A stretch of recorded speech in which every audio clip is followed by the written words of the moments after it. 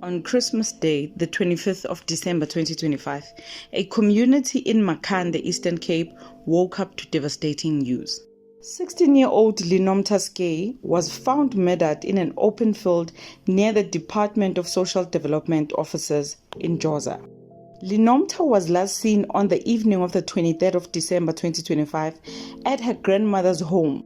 She was later spotted near a local spaza shop.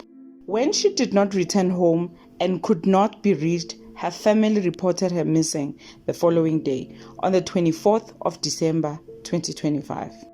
On the morning of Christmas Day, between 9:10 and 9:20 a.m., her body was discovered by a volunteer participating in a community search. Police and family members confirmed that Lenomta had sustained multiple severe open wounds to her upper body. The South African Police Service has opened a murder investigation and confirmed that no arrests have been made at this stage. Authorities say maximum resources have been mobilized to trace the person or persons responsible.